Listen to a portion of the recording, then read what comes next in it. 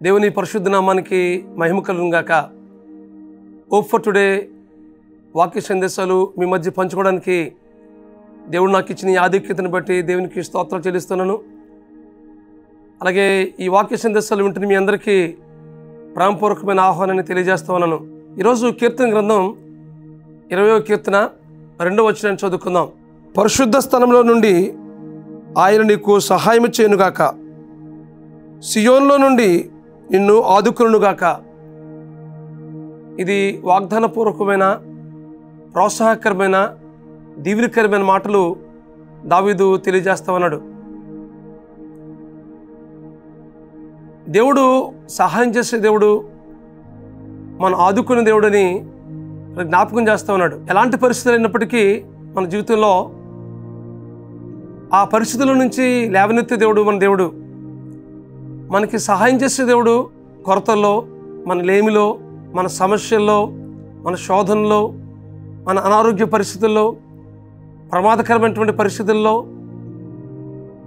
ఎలాంటి పరిస్థితులు ఎదురవుతున్నప్పటికీ ఆ పరిస్థితులకు తగినట్లుగా మనకి సహాయం చేసే దేవుడు, మనల్ని ఆదుకునే దేవుడు ఉన్నాడనే విషయాన్ని ఈ సమయంలో మీకు జ్ఞాపకం చేస్తా ఉన్నాను. దేవుని సన్నిధికి వచ్చి మనం దేవుని సన్నిధిలో ఆయన సహాయం అడిగినప్పుడు తప్పనిసరిగా మనకు ఆదుకుని మనకు సహాయం చేసే దేవుడు.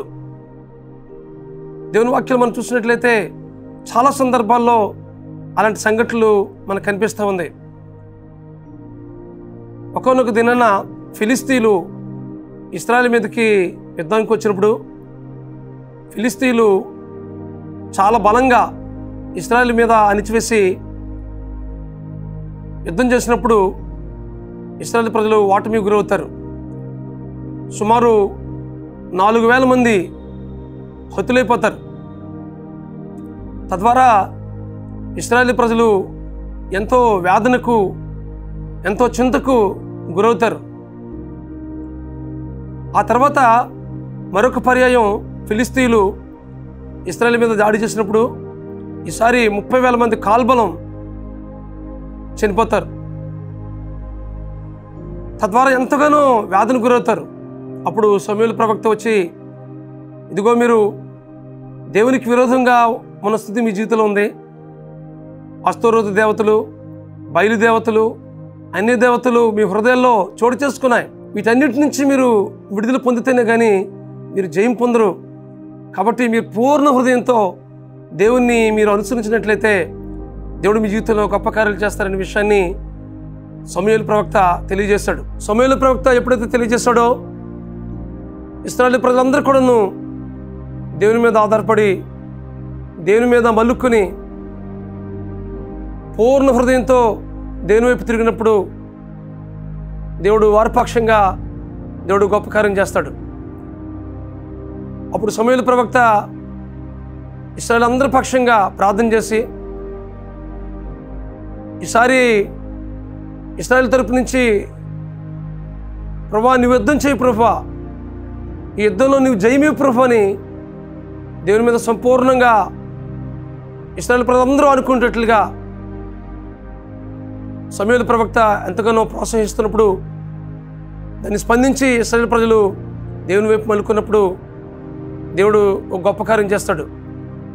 మిస్పాకును సెనెనుకును మధ్య ఒక రాయి నిలిపి, ఇంతవరకు యెహోవా మనకు సహాయం చేసును అని ఒక పేరు పెడతాడు, ఎబెనెజరు అని. ఎబెనెజరు అనే మాటకు దేవుడు ఇంతవరకు మనకు సహాయం చేసును, లేకుంటే సహాయపురాయి అని అర్థం. కాబట్టి మనం ఇంతవరకు దేవుడు సహాయం చేసును అని నిలిపి ప్రార్థన చేసినప్పుడు దేవుడు ఇశ్రాయేలు పక్షంగా దేవుడు గొప్ప జయమిస్తాడు. ఉరుములు మెండుగా కురిపించి ఫిలిస్తీన్లందరూ పారిపోయేటట్లుగా, ఫిలిస్తీన్లందరూ హతులేటట్లుగా దేవుడు ఇశ్రాయేలు పక్షంగా యుద్ధం చేస్తాడు దేవుడు. ఇక్కడ ఒక విషయం మనం గమనించాలి. ఇశ్రాయేలీయులు 2 పర్యాయాలు ఫిలిస్తీన్ల చేత ఓటమికి గురయ్యారు. తద్వారా వారి జీవితంలో ఎంతో నెమ్మది లేని స్థితి, ఎంతో అణచివేయబడిన పరిస్థితి, ఎలాంటి నెమ్మది లేక ఎంతో హృదయంలో గలిబిలి చోటు చూసుకునే పరిస్థితి, కృంగుదలకు గురయ్యే పరిస్థితి, మాకు ఈ పరిస్థితి నుంచి సహాయం చేసేవారు కానీ ఆదుకునేవారు కానీ ఎవరు లేరా అనేటట్లుగా వారి జీవితంలో ఉన్నాయి. ఆ సమయంలో సమూయేలు ప్రవక్త వచ్చి వారిని ఎంతగానో ప్రోత్సహించినప్పుడు దేవుని వైపు వారందరినీ మల్లుకునేటట్లుగా చేసినప్పుడు దేవుడు ఇశ్రాయేలు పక్షంగా దేవుడు గొప్ప జయమను గ్రహిస్తాడు. తద్వారా ఫిలిస్తీయులందరినీ ఉరుములు మెరుపులు మెండుగా కురిపించడం ద్వారా వారందరూ పారిపోతారు.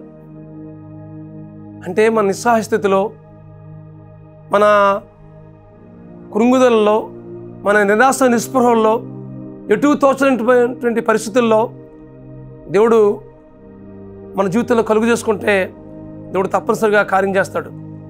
ఎప్పుడంటే దేవుని మీద సంపూర్ణంగా మనం అనుకున్నప్పుడు, మన హృదయంలో ఆయన చోటిచ్చినప్పుడు, సంపూర్ణంగా దేవుని మీద ఆనుకున్నప్పుడు మన పక్షంగా దేవుడు కార్యం చేస్తాడు.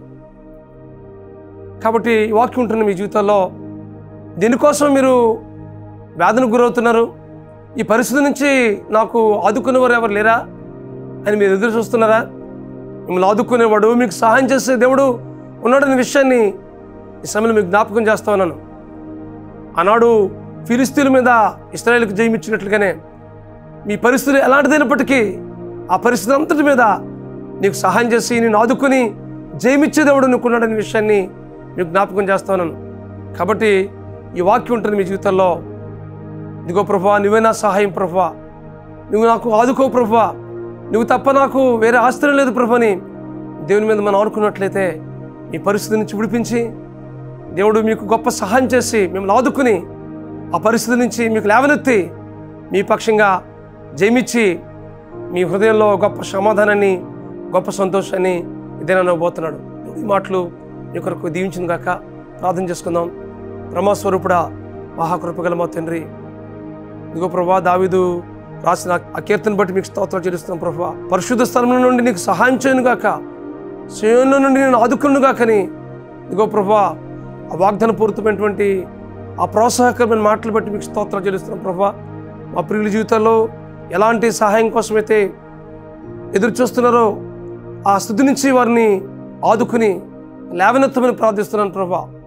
దేవా, మీరందరికీ ప్రభా హృదయంలో శాంతిని, సమాధానాన్ని అనుగ్రహించి వారు ఏ అవస్థతలో ఉన్నారో ప్రతి అవస్థతను మీ కృపా సమృద్ధి నుండి తీర్చవలసిందిగా ప్రార్థిస్తూ మీ కృపగల హస్తానికి అప్పగించుకుంటూ మా ప్రభువును, మీ ప్రియకుమారుడును, మా రక్షకుడునైనా యేసుక్రీస్తు నామములో ప్రార్థించి వేడుకుంటున్నాం మా పరమ తండ్రి. ఆమేన్, ఆమేన్, ఆమేన్. దేవుడు మీకు సహాయం చేసి ఎలాంటి పరిస్థితులు మీరు ఉన్నారో వాటి నుంచి మిమ్మల్ని ఆదుకుని నడిపించట్లో దేవుడు సహాయం చేసి నడిపించును గాక. God bless you friends. Have a wonderful day.